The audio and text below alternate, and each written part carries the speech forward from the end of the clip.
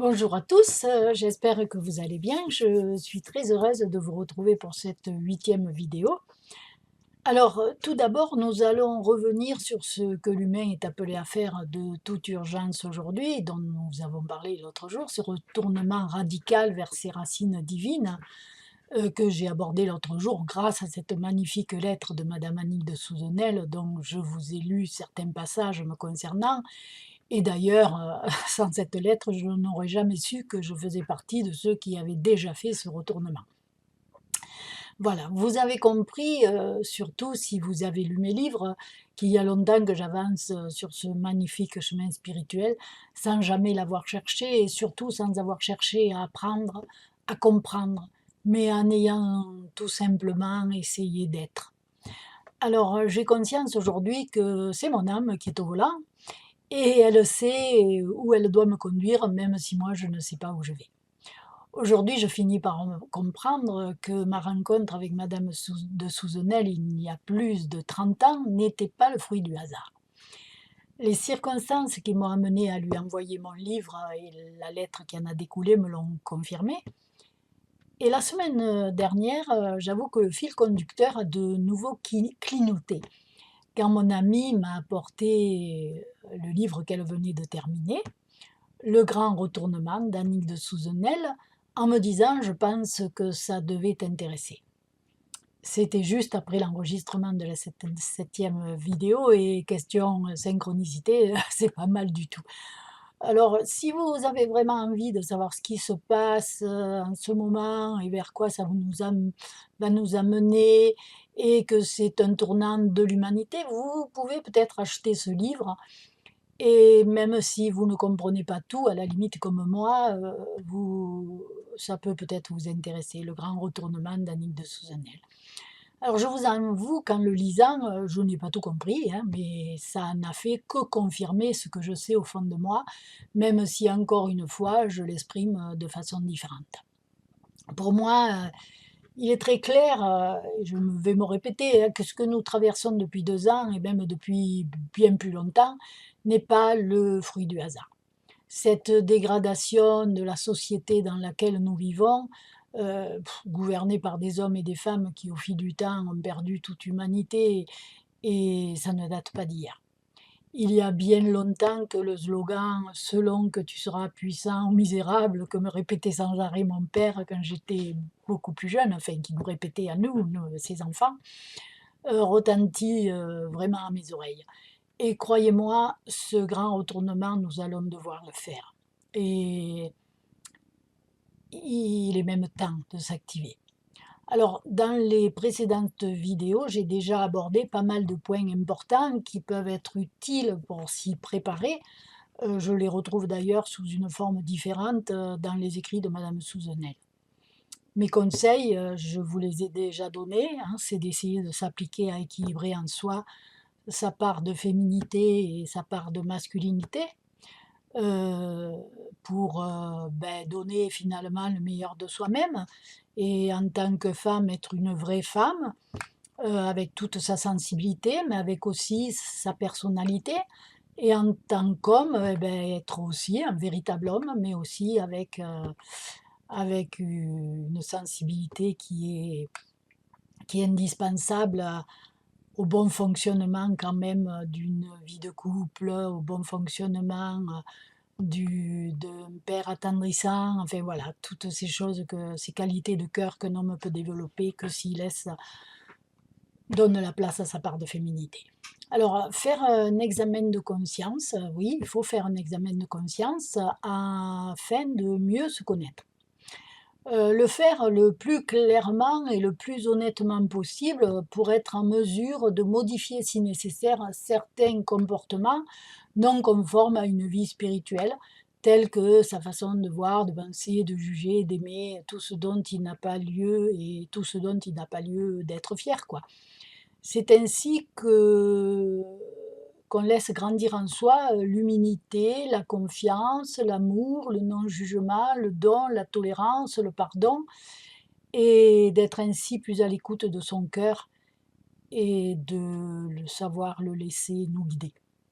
Je vous ai souvent dit à quel point moi j'avais toujours su écouter mon cœur.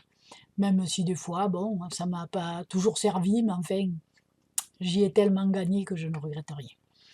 Alors je pense que pour faire ce grand retournement, il est temps quand même, et très urgent, de sortir des dogmes, des croyances, des certitudes, enfin, de tout un tas de choses qui sont pas réellement, justes, même si on croit que, voilà. Je crois qu'il faut prendre conscience qu'on a trop longtemps été asservis par l'Église, enfin, par des religions quoi, qui ont une morale, religieuse complètement fausse. Heu et au final, ça a éloigné, l'homme de Dieu en l'empêchant d'en percevoir sa véritable nature, qui est uniquement amour. Aujourd'hui, il est très urgent d'avoir conscience que notre mission d'âme à tous, et on parle beaucoup, beaucoup de mission d'âme, de mission de ceci, de mission de cela. Eh bien, notre mission d'âme à tous est avant tout d'être capable de manifester l'amour pour soi, pour les autres, et j'insiste, tous les autres, et en finalité, l'amour de Dieu, tel que nous l'avions choisi en première intention avant de nous incarner. Je me souviendrai à jamais de cette joie qui m'a envahi le jour où, une fois arrivé là-haut, j'ai retrouvé mon père, votre père à tous, que j'ai pu que j'ai pu baigner dans cette énergie d'amour incommensurable et indescriptible qui a changé ma vie. Depuis ce jour, cet amour n'a fait que grandir en moi et j'essaie de le partager du mieux que je peux. Pour se transformer, afin d'être en mesure de faire ce retournement, il faut se connaître. Et pour se connaître, il faut oser regarder à l'intérieur de soi. C'est le seul moyen que nous ayons pour visualiser nos erreurs du passé, afin d'unir toutes nos forces pour ne plus les reproduire et redevenir maîtres de nos vieux démons, tout en nous pardonnant, car Dieu nous pardonne tout. Et le pardon d'ailleurs est la plus belle qualité de l'homme parce qu'elle doit s'adresser à lui-même et aux autres. Et ça, c'est pas évident. Alors dans son livre, Madame Souzenel l'exprime d'une façon différente. Elle écrit: «Retourne-toi et redeviens maître de cette poussière d'énergie dont l'une d'elles est ton origine». Aujourd'hui, il est grand temps d'intégrer le fait que nous sommes les enfants du divin et que dans ce grand saut que l'humanité va devoir faire, parce qu'on va être obligé de le faire, chacun devra être en mesure de manifester sa capacité d'amour. L'amour au sens divin n'est pas juste un sentiment ou une émotion, c'est aussi la conscience profonde de faire partie d'un grand tout dont chacun de nous est une étincelle. Alors je vais dire quelque chose qui, je crois que je l'ai déjà dit l'autre fois, mais pour moi Jésus ne reviendra pas. Aujourd'hui, c'est à chacun de nous de comprendre et d'agir individuellement en manifestant le Christ en lui. La compréhension de Dieu ne s'apprend pas, elle se vit. Pour moi, attendre la venue de Jésus afin qu'il vienne nous sauver encore une fois est d'une indécence incommensurable. C'est à chacun de nous de faire le travail. Il n'est plus temps de prier, il est temps d'agir. Alors, intégrer cela doit nous conduire à aligner nos paroles, nos actions, nos pensées, nos désirs, nos croyances en fonction de cet amour qui vit en nous. Il m'a fallu du temps pour comprendre pourquoi je n'étais jamais arrivée à m'intéresser vraiment au monde extérieur. J'ai toujours été très profondément touchée par l'homme lui-même, par la souffrance, par les enfants. Et pourquoi devant les musées, les châteaux, les cathédrales, je n'ai jamais pu vraiment m'extasier? Oui, je trouve que c'est beau, mais enfin bon, voilà. Pourquoi, en ayant vécu 18 ans à 20 minutes du centre de Paris, je n'ai jamais manifesté aucun intérêt ni aucune curiosité, pas plus les jours de patrimoine que les autres, et croyez-moi, il aurait fallu me payer cher pour que j'aille visiter l'Élysée, et je pense que même en me payant, je n'y serais pas allée. Alors pour moi, ce patrimoine, il a été construit au détriment de tellement de sacrifices humains que je ne peux m'empêcher de penser que nous sommes tous complices et que l'humanité a dévié du chemin qui était prévu par Dieu. Je ne pense pas que Dieu ait demandé de construire des cathédrales au détriment d'autant de vies. Quand Notre-Dame a été en feu, eh bien, j'étais un peu triste parce que quelque temps avant, il y a un immeuble qui avait brûlé avec je ne sais pas combien de personnes mortes et les gens étaient plus malheureux de Notre-Dame que de cet immeuble. Eh bien moi non, franchement non. Alors aujourd'hui, la planète est dans un état lamentable à cause de l'homme et c'est encore au détriment de l'homme qu'on veut essayer de la sauver. Je crois qu'il est temps d'ouvrir les yeux. Il y a des années et des années que je sais au fond de moi qu'il suffirait que les hommes se chargent d'éradiquer la faim dans le monde pour que le ciel, en un claquement de doigts, remette la planète en état. Et ça, je ne sais pas pourquoi, c'est une certitude depuis si longtemps. Éradiquer la faim dans le monde, ce n'est pas quelque chose d'impossible. Quand on voit aujourd'hui qu'un petit pourcentage de la planète ramasse toutes les richesses, eh bien on se dit que là aussi, en claquant du doigt, on pourrait nourrir les enfants du monde. Mais il y a tellement d'intérêts, de conflits d'intérêts, de tout ça, on en arrive à... Bon. Et il y a quelques années, j'étais chez une amie, quand je me suis mise à feuilleter un livre qui était posé sur le coin de la table du salon. C'était Channeling d'Edgar Cayce. Je pense que beaucoup d'entre vous ont entendu parler de ce grand médium, aux éditions Louise Courteau. Quant à mon grand étonnement, à la page 93, Edgar Cayce répondait à une question sur la faim dans le monde, et voilà une partie de sa réponse.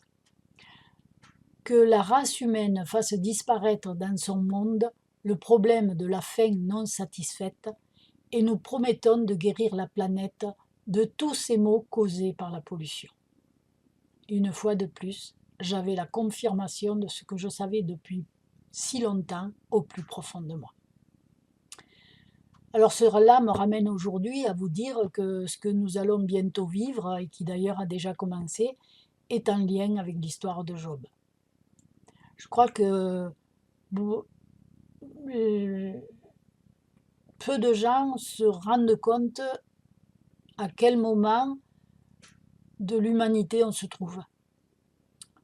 On se trouve à un grand bouleversement, à un virage en angle droit, je sais pas comment vous exprimer ça, et il y en a qui pensent que tout va redémarrer comme avant.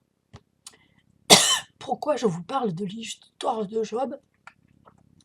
C'est qu'il y a très longtemps, lorsque nous étions en train de tout perdre sur le plan matériel, un jour j'étais tellement tourmentée que j'ai pris la Bible. J'avais acheté une Bible à l'époque où j'allais chez le prêtre. Et c'était la première fois de ma vie que je l'ouvrais, sans réfléchir, et je suis tombée sur l'histoire de Job.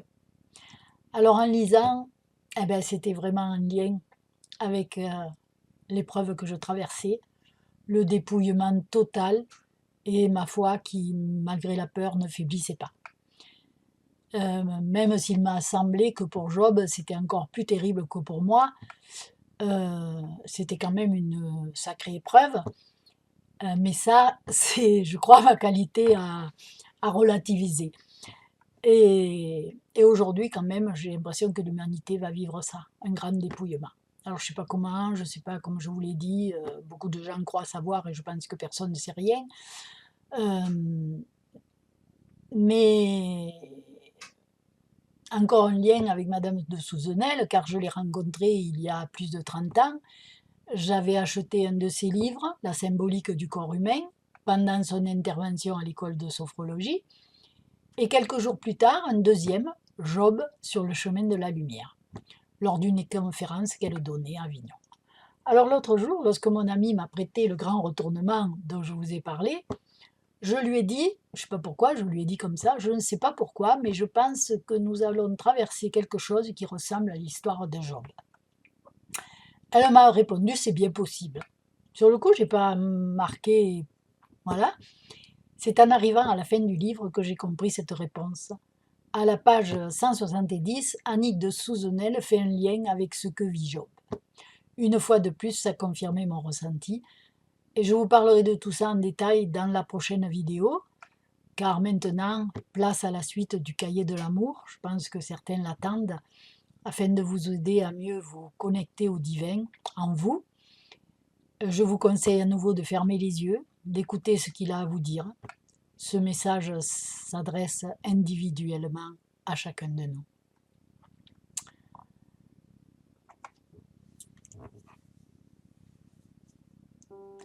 Le bien que vous m'offrez est un accroissement de miséricorde pour vous. Le grand amour que je vous porte me rend plus indulgent avec tout le monde. Tout le monde bénéficiera du bien que vous m'accordez, de sorte que grâce à votre amour, je saurai être sévère. Je suis intransigeant quand on outrage l'amour qui vous unit à moi, car si l'on s'unit à moi, cela signifie qu'on me laisse faire. Lorsque vous cherchez une solution à l'une de vos erreurs ou à une injustice d'autrui, laissez-moi une entière liberté d'action. Je suis souvent freiné par votre ligne d'action. Votre esprit est influencé par les conseils des hommes de mauvaise foi. Moi, je connais les conseils et les conseilleurs. Laissez-moi donc agir pour vous. J'ai besoin de votre permission parce que mon amour pour vous me porte à respecter vos désirs et vos erreurs. Il n'y a rien de plus précieux que le libre consentement. Je respecte votre libre choix et j'accepte même les mauvais choix que vous faites. Votre erreur ne me préoccupe pas car je peux remédier à tout. Je vous demande avec insistance de m'écouter, mais je vous offre la possibilité de choisir. Ce n'est pas parce que vous ne m'écoutez pas que vous perdez la liberté de choisir. Vous pouvez mener votre existence comme vous le désirez. Les chemins sont innombrables. Mais si vous le voulez, je peux vous conseiller le chemin qui sera pour vous le plus facile, le moins dangereux et le plus beau.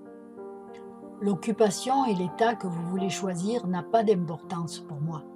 L'important, c'est que vous me choisissiez pour guide. Je vous ferai éviter les dangers que vos yeux sont incapables de voir, car je connais tous les pièges de vos ennemis.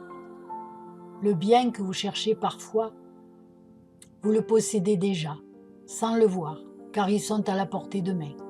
Mais il faut que j'intervienne pour vous ouvrir les yeux. Souvent, vous ne réussissez pas à profiter de tout le bien que je vous ai réservé, parce que vos rusés adversaires le cachent ou tentent de le voler. Demandez-moi et je vous dirai ce qui est à vous. J'empêcherai qu'on vous usurpe ce qui vous appartient. Les demandes que vous m'adressez doivent être très claires, parce que, quand je vous exauce, je dois m'en tenir aux paroles que vous dites. Votre parole s'inscrit dans mon cœur comme vous la prononcez.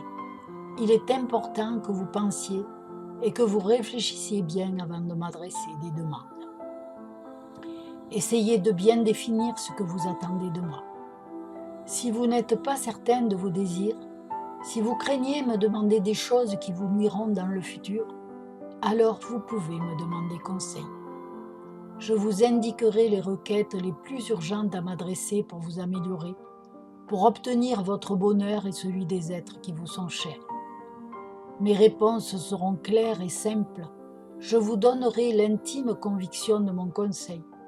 Cependant, vous devez vous mettre à l'écoute, car c'est l'attente humble et patiente qui vous préparera, qui vous disposera à m'entendre. Ne soyez jamais pressé ni trop sûr de vous. Doutez de votre désir. Lorsque vous douterez de vous, de vos désirs, alors vous commencerez à m'écouter et à m'entendre. C'est seulement alors que vous comprendrez, sans hésitation, que c'est moi qui vous parle. Vous comprendrez mon message car il sera très simple et très convaincant. Lorsque c'est moi qui vous conseille, tous vos doutes s'évanouissent. Mais dans le doute, vous entendez ma voix qui tente de vous faire attendre. Je suscite le doute en vous lorsque je veux que vous suiviez mon conseil. Attendez toujours la certitude que je vous donnerai après que vous m'ayez patiemment et humblement demandé d'éloigner le doute. les connaissances que vous cherchez afin de vous sentir plus riche, plus fort et plus heureux seront une véritable richesse pour votre esprit et pour votre vie quand vous apprendrez à les faire sous ma conduite. En un jour, en un instant même, je peux vous faire connaître tout ce que vous ne réussirez pas à connaître en une vie entière. Vous ne pouvez vous connaître vous-même que si vous êtes en contact direct avec moi. Je sais qui vous êtes, d'où vous venez et où vous devez aller, parce que votre vie est l'énergie qui émane de ma volonté de donner ce que je suis, ce que je possède. Mon énergie a formé la chair qui a servi à donner un visage à votre âme. Votre âme existait avant qu'elle se revête de votre chair. Votre être, c'est mon âme que j'ai infusée dans le premier homme. C'est la même âme qui, en donnant la vie à Adam, est arrivée à vous par des chemins différents. C'est par ces chemins que mon âme a rejoint la vôtre. Comme mon âme s'est glissée dans la vôtre, elle dirige et commande votre cœur. L'amour qui est dans votre cœur, c'est ma présence constante en vous. Votre cœur est bon grâce à l'amour que je vous porte. Même si mon amour apporte la bonté à votre cœur, l'esprit peut l'entraîner dans des passions effrénées qui contaminent votre âme. Une fois contaminée par toutes sortes de passions, chair, avarice, envie, etc., l'âme entraîne et contamine vos pensées. Vos pensées occupent votre esprit à des besoins qui tuent le désir d'amour en vous. Sans le désir d'amour, vous êtes la proie et les victimes des passions charnelles. Les passions charnelles vous divisent et vous dressent les uns contre les autres. C'est ce qu'on appelle l'envie. Seul votre cœur peut vous sauver, car il est l'aimant que j'ai placé en vous. Je me sers de cet aimant pour vous attirer à moi. Même s'il est contaminé par l'esprit qui peut l'entraîner à des passions contraires, votre cœur reste le centre de mon amour pour vous. En attirant votre cœur à moi, je contrains votre esprit à abandonner ses intentions malsaines. Mon amour est plus fort que toutes les passions. C'est pourquoi en aimant l'homme qui est victime des passions, vous me déposez dans son cœur. L'amour que je porte à ce cœur est un phare lumineux qui éclaire l'esprit. Illuminé par mon amour, l'esprit attire l'Esprit Saint qui dirigera votre intelligence et suscitera des pensées fécondes pour votre joie et pour votre paix, pour l'harmonie tranquille entre vous, votre esprit et votre cœur.